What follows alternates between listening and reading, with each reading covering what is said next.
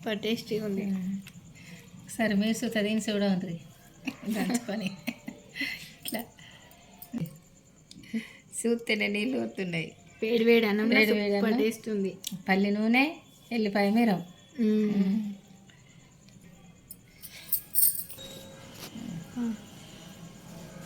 జీలకర్ర మంచిగా సన్నం దంచుకొని కొన్ని ఎల్లిపాయలు ఇట్లా వేసుకోవాలి.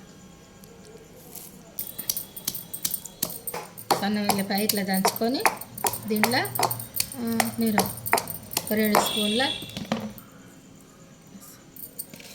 అప్పటికప్పుడు తినటానికి కోసం ఇది అన్నం తినబుద్ధి కాకపోతే ఎప్పుడైనా చేసుకోవాలంటే ఎల్లిపాయ మిరం, సరిపడంత ఉప్పు, మెత్తగా దంచుకోవాలి. ఇట్లా మంచిగా వేడి వేడి అన్నంలో తినాలంటే ఎల్లిపాయలు, జీలకర్ర, మిరము, ఉప్పు సరిపడంత తీసుకొని ఇట్లా మెత్తగా అయినాక తీసుకొని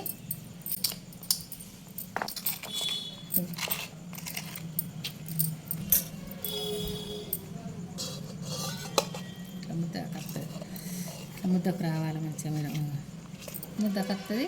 ఇది తింటే ఎంతన్నా టేస్టీగా ఉంటుంది. ఇది చెప్పు. దీనిలో ఎల్లిపాయ మీరు పల్లి నూనె,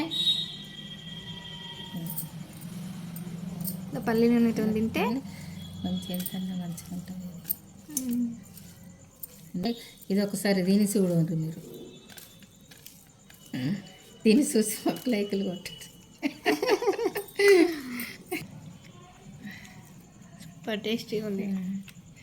సరే మీరు చూస్తే దీని చూడ ఉంటుంది దంచుకొని ఇట్లా చూస్తేనే నీళ్ళు వస్తున్నాయి. వేడి వేడి అన్నం సూపర్ టేస్ట్ ఉంది. పల్లి నూనె, ఎల్లిపాయ మీరం,